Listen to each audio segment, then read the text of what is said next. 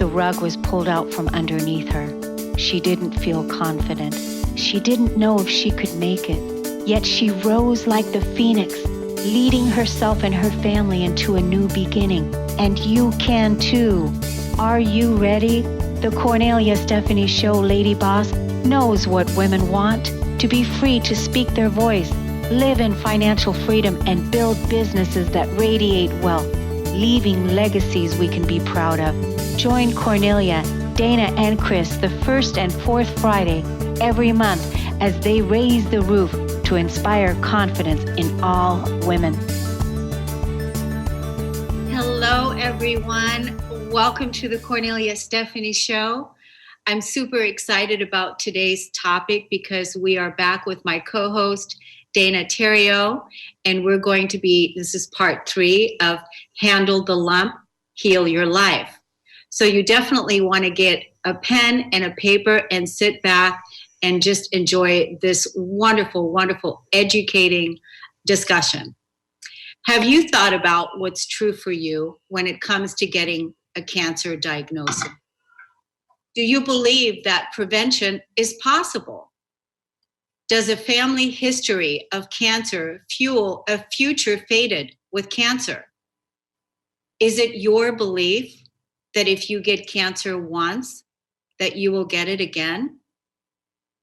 Is there really such a thing as cancer-free after cancer? Do screening and treatment methods help or harm the human body? Whether you are a man or a woman, do you feel driven to take inspired action to avoid getting cancer? Or do you simply do your best to be healthy with a live and let live approach? Today's show is all about for you to receive a free gift on this show. So see how you can handle your health with affirmative advocacy and a determined mind to take a stand for one precious life, your precious life, by vibrant designs versus victim default. Meet my co-host, the legendary patient and lifetime Lady Boss advocate, to see for yourself what is possible with 25 years of survivorship. Dana Theriault, welcome back to the show. Hi, Kornelia. Thanks. That was our big applause for our guest today. I'm not that legend, but yeah, I am happy to be back. But that is our guest coming on. Yes, Anne. Wonderful, wonderful. So let us do a recap right now and talk about what we've experienced in show 1 and show 2 of the first Lady Boss show, when we told your story, and how. Give us a recap of what your story was of 20 years of being overscreened and underdiagnosed. That was it, effectively. I was faithful to mammograms for 20 years. On the 20-year anniversary of my first benign lumpectomy, I had a cancer diagnosis. So every year I was faithful to the process of mammograms. And I also did ultrasound to support it too, because I understand ultrasound picks up the subtleties. That's what I was told. So I did that. And then the 20-year anniversary, I got the diagnosis, but it was not through mammograms, which was shocking because I started so young. And I got the diagnosis at age 44. So the first show, part 1, is all about the diagnosis, 20 years of mammograms with effectively no diagnosis. And then part 2, we brought our Purple Power kit, where we can go pro on proactivity, where we can learn through skillful self-breast examinations. So that was a real thrill for me that we brought on Dr. V, and she's helped me on my journey as I come on 2 years right now, post-mastectomy in August, and she's really helped me so much. So now I'm very grateful that we're able to help women now with this kit that they can determine for themselves, getting to know the landscape of their ladies, like Dr. V says, get to know the geography of your body and sense when something's different. So that was our big coming out for the second show, the big reveal. And then here we are today. Yes, and I want to tell our audience that if you haven't seen the first and second show, you can go to Kornelia Stephanie YouTube channel and go listen to part 1 and part 2, because they're both so informative, and there was such well-rounded information shared that you might find yourself in that exactly, this is exactly what you needed to hear.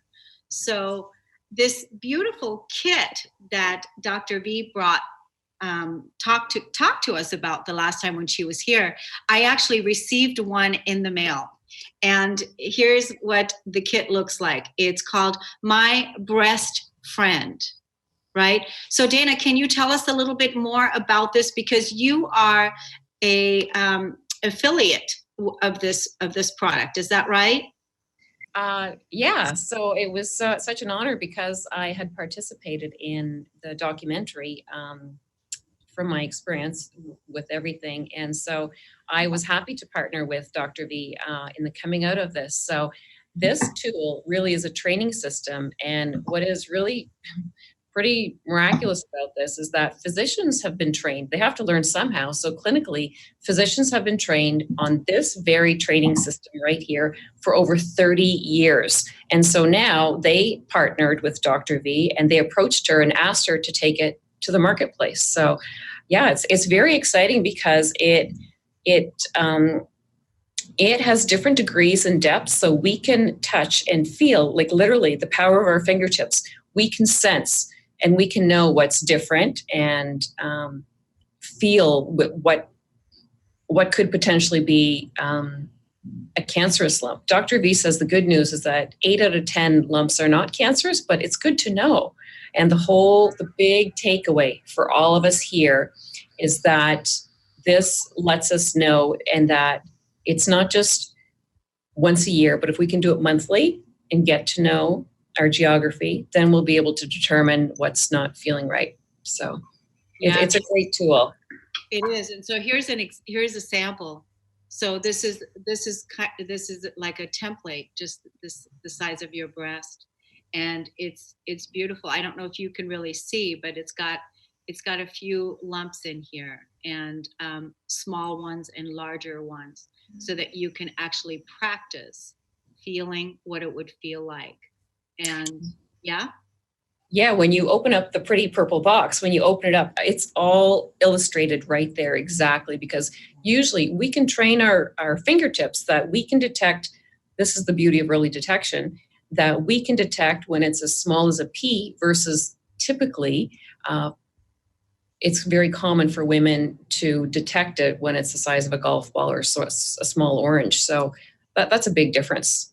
That is. Yeah, it definitely has a little card in there and tells you exactly what to do. It's got instructions, and it's beautiful because it gives you the ability to detect breast, to prevent breast cancer, because you can use it as part of a daily, a monthly regime, right? It is. It's a practice, like anything. It's a practice. It's cultivating those healthy habits, and it takes time, but at least once a month. Mammogram is just once a year. Yeah. Now, where do people get access to this? We have a link for people, right? We do. Yeah, it is mybreastfriend.com/Dana, and it's all self-evident and it explains it all right there. And it's also a wonderful gift too. So it's what can we say? The gift of life. It's great. And it just gives ease of mind, if nothing else. And I know our guest today is going to be here to talk to us about this too, in that the fear factor. It's all about Dr. V's mission is to save lives one breast at a time, and for women to never fear breast cancer again. And so our guest today will be talking about that too, beyond breast cancer and all cancer. Just let go of that fear factor. And it puts the power back in our fingertips. Yes. And we're going to be introducing our guest here in a few moments, but she did say that early detection is not the same as prevention. Prevention is not developing a disease at all. I support earlier. So it's going to be great as we're going to go into this discussion. Do you have anything else that you want to let our audience know, Dana, from part 1 and part 2 of the show that we've done before we move on? In review, I know that we've discussed my experience, then we discussed what we can do. For you, I wanted to ask you to have a little exchange with you, because I wanted to know from your experience, because you shared with us that you went through this with your mother. And I really want to take the sting out of it, whether there's a familial history or not, a random diagnosis, that for you, you did go through this with your mother. How do you feel now that you're gifted this pretty purple package? Does this alleviate any fear for you? Because I didn't have a mother that faced breast cancer. I'm considered a random. So I don't have a history of it per se. Yeah.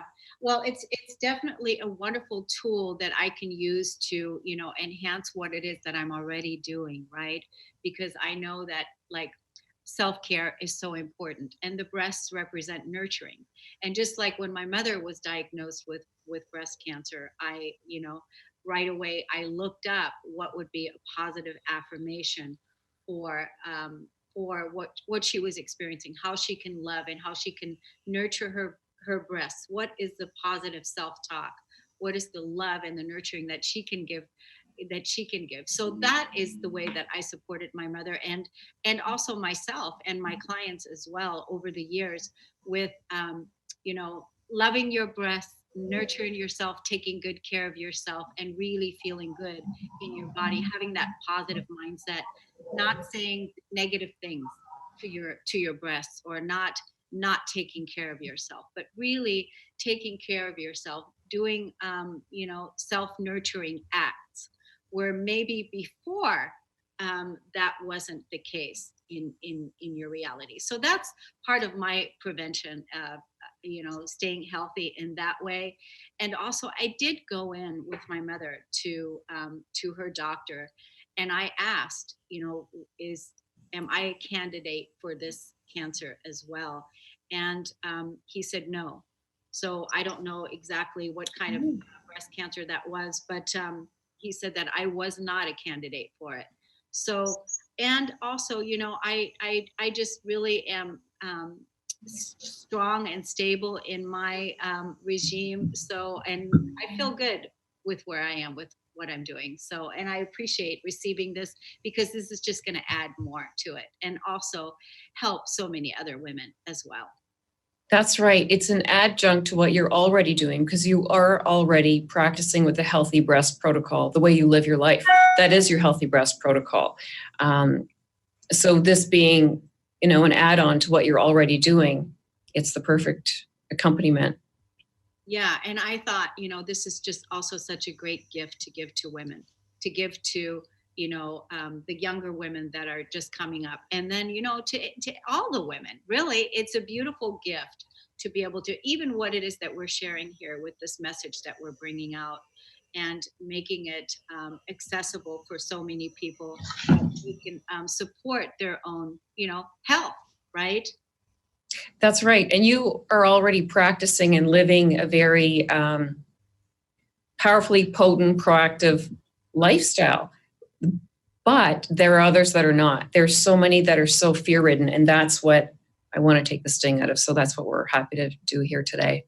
Absolutely, absolutely. Why don't we take a quick break on the Kornelia Stephanie Show, and when we come back, you're going to introduce us to our special guest that's going to support us with this conversation today. We'll be right back. Are you an entrepreneur who's struggling to be seen? Do you know deep in your gut that if you could just be seen and get your message out, that you'd easily reach your tribe? How wonderful would it be if a fairy godmother came along, waved her magic wand, and suddenly you were more than visible? You were dazzling. Would you sign up for that? Hi, I'm Deborah Lupien, spiritual teacher and international best-selling author of Akasha Unleashed, The Missing Manual to You. I'm here with the wonderful news that such a person actually exists. Her name is Kornelia Stephanie, and she's gifted at helping entrepreneurs become dazzling.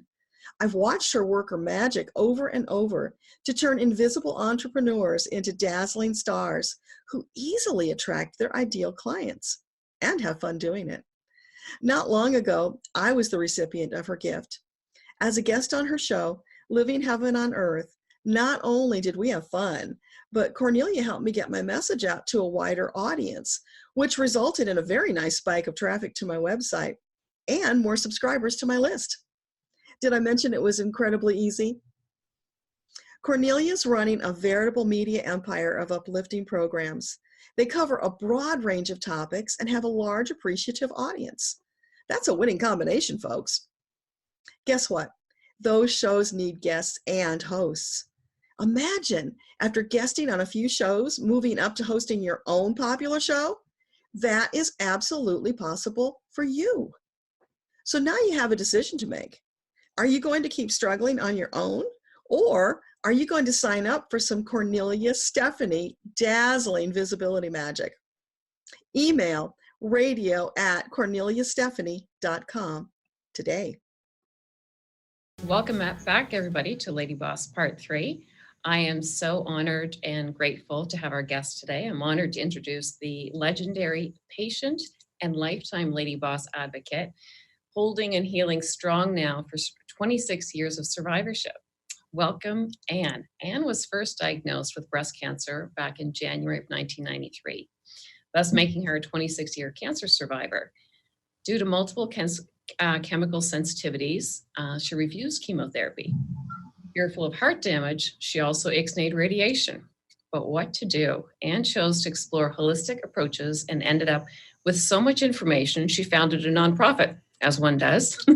The Annie Appleseed Project website has been online since June 1999 and has had millions of visits. Anne is known, actually famous, for asking the tough, provocative, penetrating questions at cancer conferences, and is a very active advocate for people with cancer and change. She's connected to so many advocacy groups worldwide and has served on grant review panels and many committees, and likes to share evidence-based information about simple natural cancer strategies, lifestyle changes, and holistic approaches.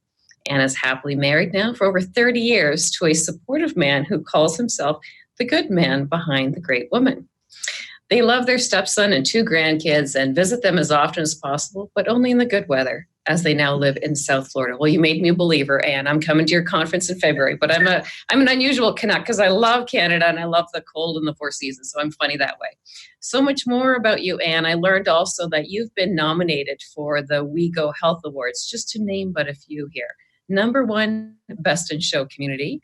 Number 2, Patient Leader Hero. Number 3, Healthcare Collaborator Patient. I mean, what else? It's been said that you are a tireless champion. That's what your supporters say. And I know I heard personally, and from the stage, the Dr. McCullough proclaim from the stage that you are the go-to gal, the resource gal for breast cancer. So I am so grateful that you're here with us today. And I know that you are entirely unapologetic for being so, what can we say, just strong in your opinions. And that's what we're happy to have you here for, because you just are self-described as a very political person and invite people to, not look at your page if you want, because you've got a wellspring of resources there. So I don't even know which way to start first, because I want to say welcome to the show. First of all, I want to talk to you about your advocacy and about your experience. So number 1, let's first out of the gates, welcome and tell us, what age were you? Because I understand this is in your DNA. This is your family history. What was the age when you started your advocacy work? Because I know it goes way back. I'm guessing you don't mean cancer advocacy. You're talking about advocacy in general. Yeah, just in general. I was 12 years old when my mother took me to the big meeting in New York City on something called sane nuclear policy, to try to end the use of nuclear factories and nuclear weapons. And at that meeting, I got to shake hands with Eleanor Roosevelt, who was then the former First Lady. And I was overwhelmed with the excitement of it all. It was great. And I vowed to be like her, to always stand for principles. And that's what I've done. But, it is inherited genes. My parents were like that. And I basically don't have one new idea from them. I've inherited everything. But you asked me how old I was when I was diagnosed. And I mean, how old I was, I thought immediately diagnosed. You said 44, I was 44 as well. But I didn't have 20 years of being tested. Why were you tested for 20 years? That's a long, long period from a young age. That's right. You have a lump at a young age, or?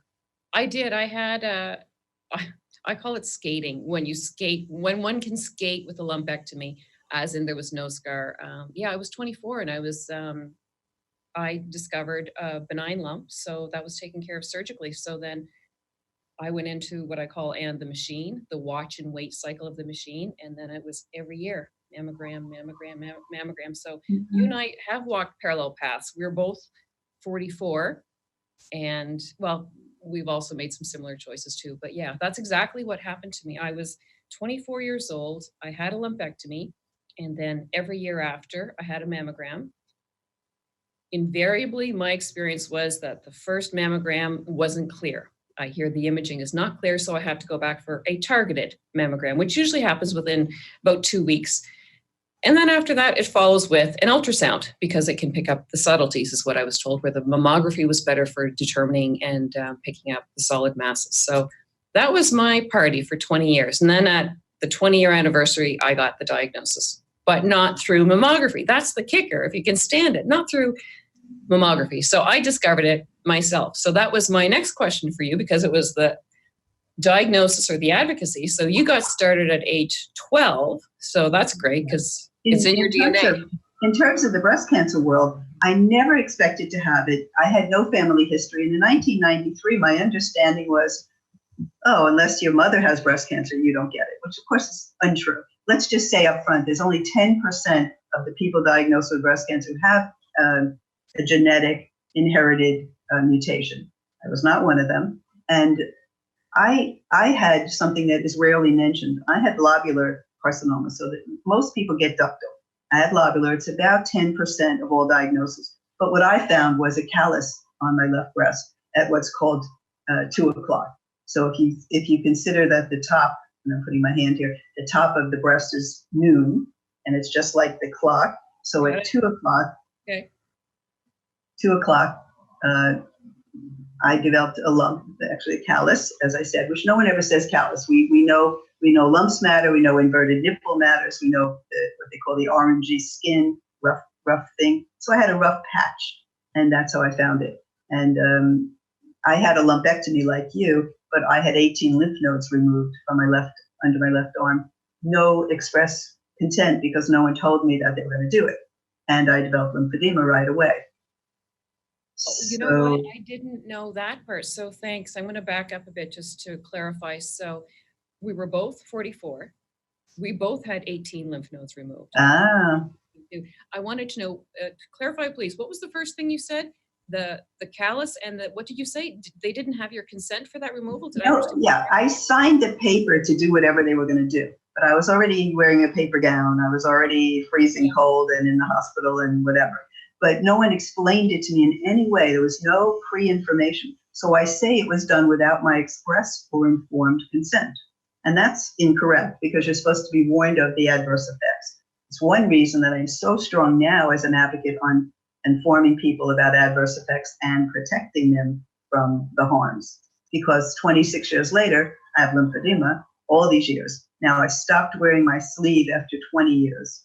And that's 22 years. My acupuncturist at one point said to me, your heart pulse on the left side is so weak. Could you take the sleeve off? So I took the sleeve off. I just never put it back. It's not much worse. It's not really different. So I'm not sure, and probably some of your listeners know this, we don't know as much about lymphedema as we should. There's very little research done, and most of it is within confines. There's really no creative thinking about it, what to do with it, in my opinion. But anyway, that's a kind of a side note, but people do develop it, and it's a harm that lasts forever, never goes away. That's kind of a drag. I wanted to say something about having a mammogram in your 20s. Most of us have dense breasts. Did anybody ever explain that to you? Because it probably wasn't a valuable part of your follow-up, in my opinion. That's right. I did.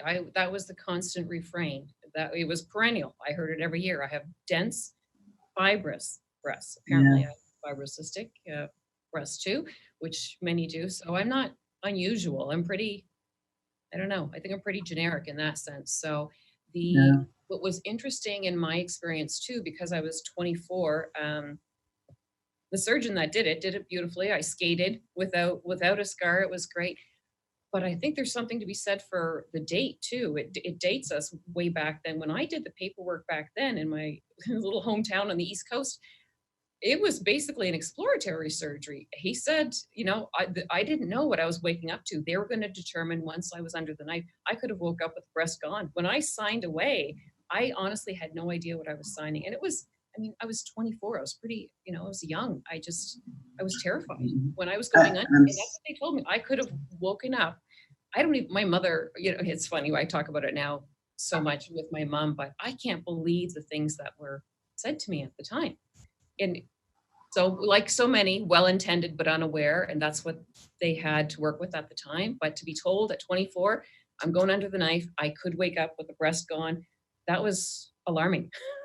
Yeah, that's really difficult. I was with a doctor who was gung-ho for lumpectomy, so that was interesting. I want to share with your listeners my philosophy, and that, I couldn't do chemotherapy, but when I went to my support group, people were horrified that I wasn't going to do anything else. Yet the surgeon had told me, we got it all. That's a very common phrase. I just heard it yesterday from one of the people who called me to chat.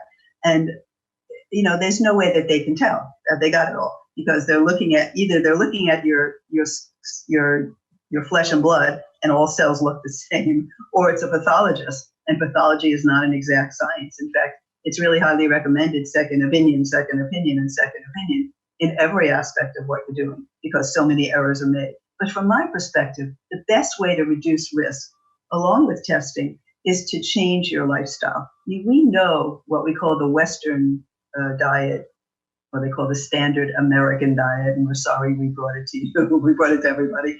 But a standard American diet, aka SAD, is all about deep fried foods, way too much sugar, way too much of the wrong fats, too much animal product, not anywhere near enough fruits and vegetables. And for me, what I tried to do in my life was based on heart disease. I was worried about heart disease in my 20s, and I had a strong family history, as did my boyfriend of the time. And we decided to quit smoking. That was a good one. And we both became vegetarians. We had 4 other young friends, 2 couples, and they all decided to be vegetarians together, all of us. And that was very, very good support group, because we were together. But I traveled for business. And in the 70s and even the early 80s, when you went into a restaurant, they didn't know what a vegetarian meal was. And I used to have to say very clearly, I'll just take every vegetable you have, put it on my plate. That's all, and don't boil it till it dies, like my grandmother used to do. I like it al dente. And then I would have a salad, but the salad was basically iceberg lettuce, not very healthy tomatoes, and I'd have a baked potato with nothing on it, no butter, no sour cream, nothing like that. And it wasn't really healthy enough. Over time, as we all know, organically grown food became much more available. And I switched to that in the late 80s. But, I think the reason that I developed breast cancer was that I had a lot of digestive problems all my life. Basically from birth, I was a colicky baby, stomach didn't work quite right. I couldn't always go to the bathroom. In fact, it became a point at which if I went twice a week, it was a great week. And doctors whom my mother took me to, or to whom I visited, always said, "Oh, that's normal, dear. That's fine." And I was like, "But I have a bellyache. People didn't understand. Now we know so much about the gut. We know that the mitochondria, the gut health, the bacteria, and I didn't have any good health. And breast cancer, they say it's too much estrogen in your system for the most part. When you don't go to the bathroom appropriately, you have never-ending amounts of estrogen that have nowhere to go. So I consider that was a real factor for me. And I appreciate that you explore the root cause, because as Dr. V says, cancer is cancer. And this is why I'm happy to open up the conversation to take it beyond breast cancer, because the milieu, what you're talking about, the mitochondria, they say it's been determined now through hard science, not science, that this is a metabolic cellular level. The mitochondria are the lungs of the cells. And really, that if that's the problem, it doesn't matter whether it's brain or breast, that's the problem. But that's getting into what cancer really is. Yeah. I appreciate that you look at the root causes, because it's a multifactorial disease. It's not a single cause. And that's definitely, there's so much to explore. And we're all over the map now, but I want to speak to your point about the heart disease, because I wanted to hear it from you, your personal story, which we can expand on that. But this is relevant here because the heart disease, the cancer, and any type of cancer, and the diabetes, those are top of mind for concerns now. Yeah, and the fault is ours in North America. We it's all the industrialized countries, but it's our fault. The sad diet, the sad American diet, and even here in Canada. Dr. Dean Ornish, professor of medicine at University of California, this tells it all right here. This is getting into our epigenetics talk, but what you said, I like what you said, thank you, that only 10% have the genetic predisposition, because Dr. Dean Ornish says, number one, change the diet. That's what you're talking about, the lifestyle medicine. Start with food first. Number two, moderate exercise. Loving movement. You don't have to be killing it. We're not all, we can be champions of endurance, but we don't have to be sprinters. Number three, management of stress. And I always say the stress isn't going anywhere. So buffer it, just up the relaxation response, whatever it looks like for you. And then number four, social support. I always say community is immunity. I'm going to speak to your point. I know you love the power of the immune system. Those four factors right there, food first, moderate exercise, stress management. They say decrease stress, but okay, in the modern urban world, decrease as much as you can, but buffer it with relaxation response, social support. Those four factors alone, wait for it, I just love this, triggered 500 plus cancer discouraging genes that turned on the health promoting genes. So that's the power of lifestyle medicine, what you're speaking to. And you were talking about your first concern for heart disease, because that's, that trumps with cancer too. Yeah, no, that's very right. I mean, the epigenetics, it's a word that we need to we need to understand, we need to know, and that is genes that we can change with our lifestyle. There's inherited genes, you can't change them. You can still reduce your risks. And epigenetic changes reduce the risk for everybody, including people with the BRCA genes or any new genes they're going to discover that are harmful, because we have the impact on our own lives. Some people who have the inherited disease don't develop it. What does that mean? What does that mean? The inherited tendency, excuse me. That when you have the inherited mutation, you may not get breast cancer. You may not get other cancers. So that's really a question. But I agree with you. When I was listening to the introduction and you were saying nice things about me, and I always say, every compliment is heard by my immune system and goes to support it immediately. And I feel that way, and it's been a long road. So the Annie Appleseed Project, we have this card. You can see there are 3 squares and rectangles, and these are squares. And these squares are our 3 steps for health. And the first step is eating 1 more fruit and 1 more vegetable a day. The second step is taking a walk. And the third step is taking deep breaths for relaxation prior to bedtime in a stressful situation, prior to treatment. And the reason that we made this simple card is because professionals get carried away. As you said, we're not all champion athletes. I'm married to one. He's an aging athlete now, but he is gung-ho, plays ball 3 hours every day. I would never do that, never. I do 20 minutes a day, and I'm happy with that. I've heard talks, and I've read the book called Instant Recess by Antoinette. I'm not good with names, so I won't even bother. But Instant Recess is about how 10 minutes of jumping around, dancing, playing, whatever it is, can be beneficial. The combination, though, is the best. It's the combination that puts us in the best health. You can be a champion athlete and not eat well. That's not great. You can eat well and not move at all. That's not great either. So it's the combination. And handling stress, as you said, there's no person on earth, I don't care where they live, who doesn't have stress. Even if it's the stress of seeing you're living in a completely natural environment and you see a bear coming at you, whatever it is, stress is there. So it's how we handle it. And I say to people all the time, I get these calls, people say, I'm dying of cancer. I go, wait, there's so much time to be dead. It's like eons. So focus on right now when we're living. Additionally, every cancer, no matter how bad, there's a range of 10% will survive, 30% will survive, 50, whatever it is. I say to people, and I believe this myself, put yourself in the survivor category right now. Why would you not? Why would you not envision yourself there? And affirmations, Kornelia mentioned that, and I'm really strong on that as well. I didn't appreciate it for a long time, but when I looked back at my cancer journey, I didn't know anybody with breast cancer or living with cancer at the time that I was diagnosed. And I heard a diagnosis on a Thursday, was scheduled for surgery Monday, which I said, oh, the worst cancer in the world. Oh no, 4 days, oh my God. And I thought I was going to die on Monday morning. So I spent my, Friday I went to work, and Saturday I lay in bed with my husband lying my butt off. Oh yeah, everything's going to be fine, and thinking this is it. And Sunday night at 8 p.m., this woman calls me and she says, you don't know me, but I'm a 10-year breast cancer survivor. Yes. And it just opened up everything. And I knew that I could survive. I And knew I it. think that right there is the message for today. Is anyone that is listening to this, ladies, is that hear that you can survive. Right? There's many things that we can do. Where is this the free gift that we're offering the audience, the card that you were just talking about? The free gift is a handout from our website that is all about simple natural things to reduce the treatment toxicity from chemo or radiation or even surgery. We have simple things that are well evidence-based, because that's what I do during the day. I read journals, I find the evidence. And the thing is, our medical profession, they're wonderful, but if you can't monetize it, they're really not very interested. But as a volunteer, I don't care about money. And a survivor, I really don't care about money. I want to help people like you do. So our handout is, let's say you're taking anti-nausea drugs. They call them, meds. So emetic drugs only help some subset of people, and unfortunately women less than men, which is sad.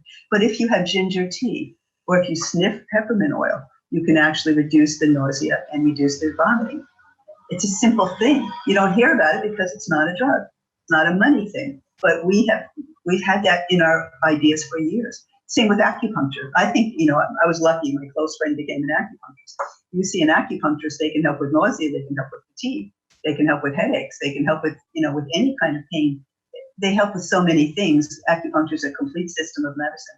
I don't practice it. I've had it on me, though, every week pretty much since 1991, when my friend stopped my menstrual cramps in 3 months, which was amazing how that happened, And so acupuncture is something, it's my go-to, for sure. And everyone doing treatment should consider it. Tell us the website where people can get the gift. Yes, thank you. So AnnieAppleseedProject.org. And if you go to the page, there's a search bar on the upper right-hand side. It's green. And you just put in the word handout, and you can download any of our handouts. We have one on constipation. We have one on chemo brain. We have one for families, for children on reducing toxicity, or for adults. Or we have the postcard is featured on our website across the top. If you click on that picture, that icon, you can also come to the handout page. It's a very valuable tool because there's so many great things that really work. And why suffer so much? I mean, that's the thing. I mentioned to you in discussion that I'm all about adverse effects. That's the harms that are done from treatment. It does not have to be so bad because of these simple natural things, but our world is not set up to accommodate it. And unfortunately, especially in the US, it is not covered at all by our insurance, including acupuncture, although yesterday the Medicare Center for Medical Services announced that they're going to allow payment for Medicare for acupuncture for back pain. It's a start. I've been saying for the last 11 years we should cover acupuncture, but these are things that are important to people and they can help, So making dietary changes, I would say start reading labels right away. If you see anything with sugar added, back off. And I don't mean fruit, because fruit is a whole food. Fruit is not sugar. Fruit is, you take your nutrients, and there are thousands of them. We don't even know all of them. You get the fiber, and then eventually it becomes glucose. But when you take sugar, all it is received as glucose, period. It has no nutrients. And that's why it's an avoid wherever possible, or less. We say start small, have one more fruit, one more vegetable a day. Anyone can do that, anyone. And then take a walk. As Dana mentioned, we're not saying how far, how fast, anything like that. Just get active because your body needs it. I mean, that's a very basic trait. We are mammals. We're supposed to be moving.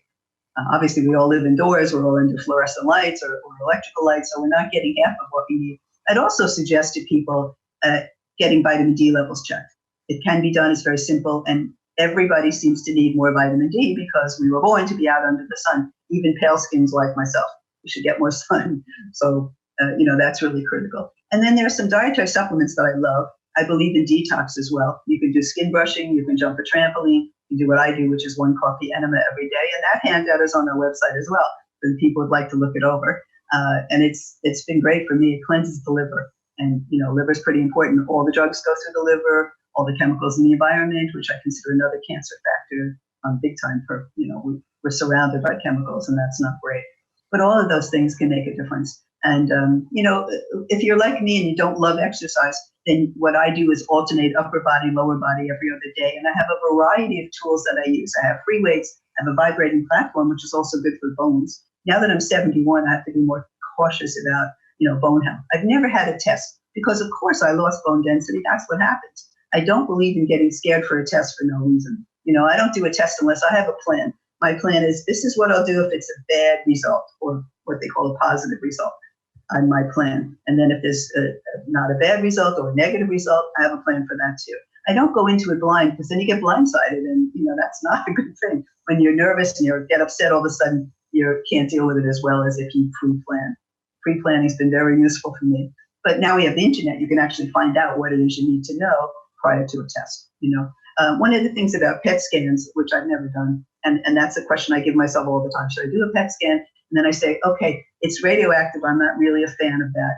But what would I do if I had more of whatever? And I wouldn't change things so dramatically. So I don't do PET scans. It's not worth it to me. It's my personal thing. I recommend you do whatever is comfortable for everyone in the audience. But I feel like, for me, I need to be really careful. I'm chemically sensitive, as was mentioned, and that affects me in many ways. For years, I used to go to meetings with a mask on and literally go up to speak and take the mask off just when I spoke, because something in the environment was so troubling to me that I'd have a raging headache afterwards. And usually I'm very allergic to vinyl, leather, and plastic. I'm allergic to people's fragrances, to cleaning products, and fake wood. That's everywhere. But, here's the thing. So I was diagnosed with breast cancer, recurred for 9 years. And then I met a Chinese herbalist at the San Antonio Breast Cancer Symposium. And he gave me a prescription for Chinese herbs. And after a while, I took it. And then I had such a strong reaction. I got hives all over my whole body. But when the hives went away, my chemical sensitivity symptoms changed, and the intensity changed and reduced a lot, which is why I'm here with no mask, having a normal-ish kind of life. I still have my mask in my fanny pack, and I have to have it sometimes. But overall, that changed my life too. Now, here's something that's interesting. So I eat organic, just about 100%. I work out every day for about 20 minutes, and I love my life, and I'm happy, as I mentioned, happily married, which actually I could have been voted in high school least likely to marry, but hey, things worked out, So I didn't have any children, but I ended up with grandchildren. I mean, life is good. But in January of this year, I had a lump in the left groin, and I went and had a biopsy with no expectation. And it turned out to be a disease called follicular lymphoma. So now I'm dealing with the second and completely different kind of cancer. And the way that I'm working it is with Chinese herbs, with homeopathy, with dietary supplements. And I have a giant sign in my bathroom that says, I'm melting. And so that's my plan, because I still can't do chemotherapy because of my chemical sensitivity. I mean, here's how I knew. When I had the first surgery in January of 93, I didn't sleep for 6 nights. That was how anesthesia affected me. I could not fall asleep. So from then on, any kind of pharmaceutical that I've tried has been like a sledgehammer when I need a little tiny tap. So I tap myself with natural medicine. For me, that works. I've had many things that have been healed with natural medicine. And it's not because Anne Fonfa is so special, it's not like that.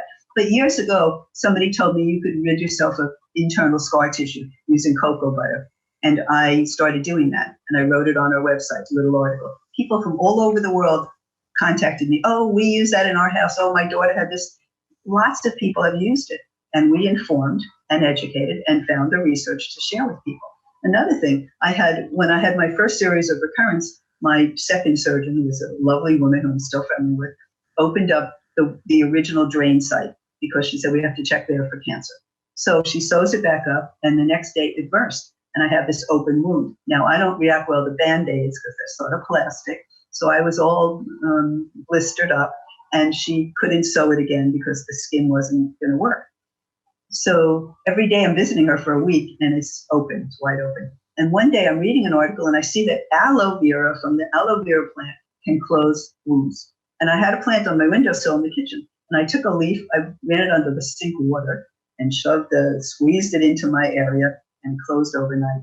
And I brought that paper and myself to my surgeon. And I said, look at this, this is evidence-based and also real person that it happened to. So that was great. One day I saw my file, my file was like this gigantic pile of papers that nobody ever saw but she and I. That was kind of sad. I thought I was turning her onto a whole new thing. That didn't work out. But anyway, So you see, my philosophy is to go forward with everything and not worry and to deal with it. So follicular lymphoma turns out very slow growing cancer. That was the hallmark of the breast cancer that I had. Even though I had 25 tumors in all, 14 after mastectomy, not all at the same time, but 2, 4, 3, 1, okay? All of them except the first one grew slower than normal cells. And I know that because of lifestyle and the things I was doing, as outlined in our discussion, made that difference. And I believe it will make a difference again. So I feel very optimistic. And now I know doctors all over the world to consult with. I have friends all over the world. I have the good wishes of lots of people. And, that's great. And I'd like to say thank you. And when you're talking about the doctors all over the world, I heard you say in another interview that you interviewed your second surgeon, the lady that did the second surgery for you. That's the mindset I'd like to cultivate for women and men too. The importance, the value of a healing mindset, and the importance of a consumer mindset, that we are people with choice. Like you said, you're not cancer patient in room 7C, you're Anne.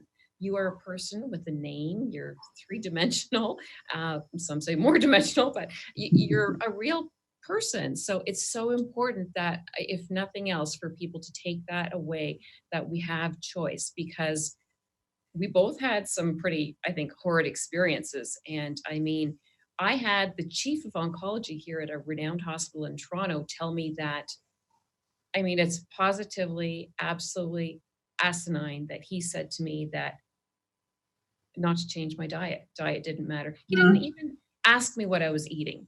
He just wanted to get her done, put me through the chemo mill, and which I did in advance of the mastectomy, because at first I was supposed to have a mastectomy on a Wednesday, but then they said, oh no, we find out that there is disease in the lymph nodes, so switch it. So it was just like, this, that doctors have different opinions. That's why you're saying about have the second opinion. So it's so important to have that.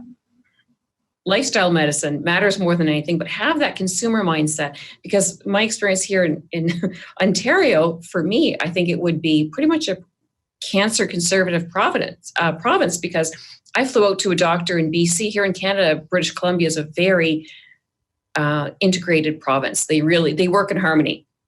And the doctor out there said, Dana, what happened to you was barbaric. I didn't know people still did that. You had 18 lymph nodes removed. I mean, and you did too. There's so many different opinions. So it's important to meet different people and get different opinions. And I've heard you say also that there's a preponderance of evidence out there. That's great. Now what? We have to interpret it. What I like about you, Anne, is that you are unbounded medically. You're unencumbered legally. So you have no legal, you can use anything. You can ask anyone anything. You can ask those tough questions. So we all get to do that. It's not just the select few. Like you say, you're not special. If it works for one person, it can work for someone else, even though it's not all cookie cutter design, which can be going through the mill. It feels like anyway, the whole. You obviously know a lot about me. You're using some of my phrases. I'm very, very thrilled here. This is great. But of course, I agree with you. It is up to us. My husband used to say to me, my husband has a different last name than me. And the doctor would come in and say, oh, hi, Mr. Fonfa. And I'd say, no, his name is Mr. Wallman.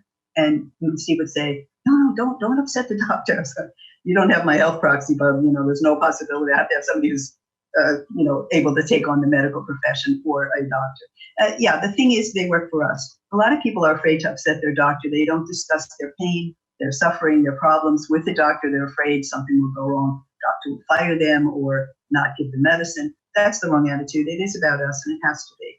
And, we can educate ourselves. Now, there's a subset of people who don't want to know anything, but they're probably not listening to this show, so you don't have to really worry about them. But that's, that's a really big issue. I mean, that's why we hold our conferences every year in West Palm Beach. And our next one, by the way, is February 27th, 28th, 29th. I hope you do come down. Then it will be great. It's really fun. I believe it. I shall be there.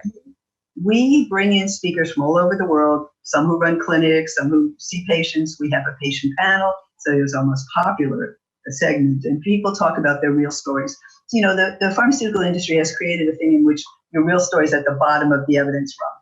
Why is that? It doesn't make any sense, but because they're in charge, they made it that way. Oh, your story. And I said, no, these are people's truths. They're very powerful, and they impact real people.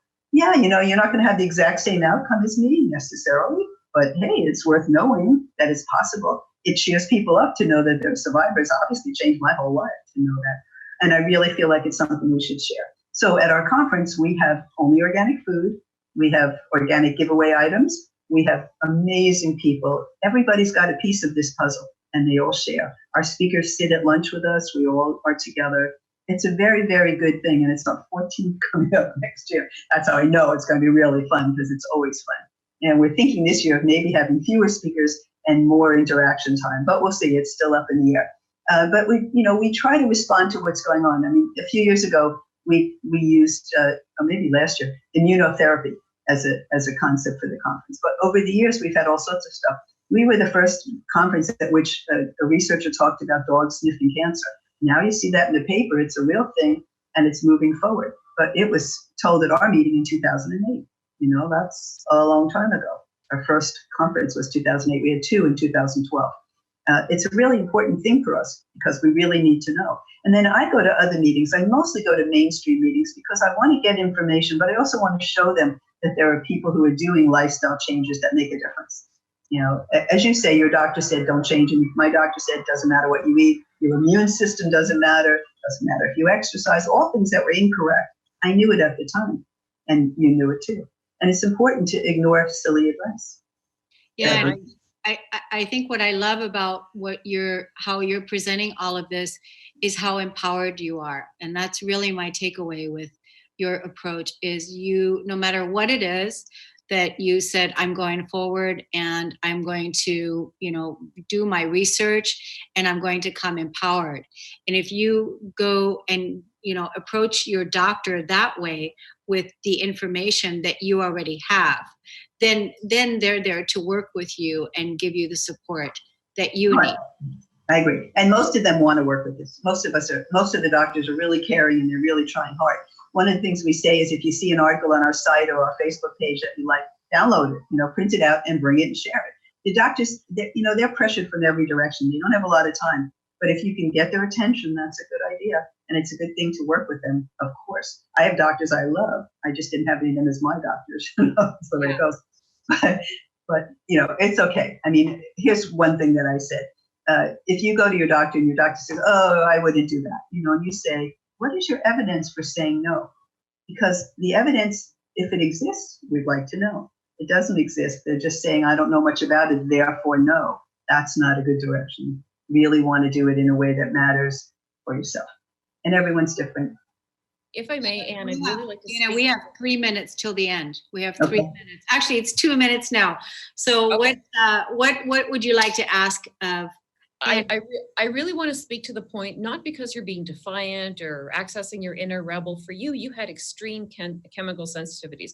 I too. I remember passing out in church when I was in high school, and you ixnayed the radiation. That you were an anti-nuclear activist might be a moral hazard for that too. So that these are things. Even if you wanted to, it just wasn't in your body's ability or willingness to do it. So what to do? That I want to speak to the point that there's the conventional stuff that's offered, but then to research, because I got tattooed. I was walking two paths until one became clear to me. And I've heard you say too that not everybody will benefit from chemotherapy, but everybody will be harmed. There are adverse effects to the treatment. And this is important. I want people to go to your site, Annie. You are the wellspring of resources for anybody, man, woman, for whatever cancer going through, to learn how they can support themselves. I think this is really important because you say, Anne, that there are many paths to wellness, and I 100% stand by that. So for whatever choice someone makes, because we're all about empowered choice, whatever they do, source the correct information, because they're sifting and sorting. I don't know how you determine relevance and continue to qualify, but you do. You are so cutting edge, and I thank you and applaud you for that and all the liberties that you take. Yes, I want everyone to support themselves. Thank you, everyone. We're out of time. It's been a wonderful show. It's been informative. Thank you, Annie, for being here, and Dana, and we'll see you all next time. You've been listening to the Kornelia Stephanie Show, Lady Boss, Women Inspiring Women. featuring leading-edge entrepreneurs who are putting the focus on empathic leadership in today's modern-day world. Text the word Kornelia to the number 22828 and receive her weekly newsletters. For more information on Kornelia Stephanie and her extraordinary work, or to listen to past shows, go to korneliastephanie.com.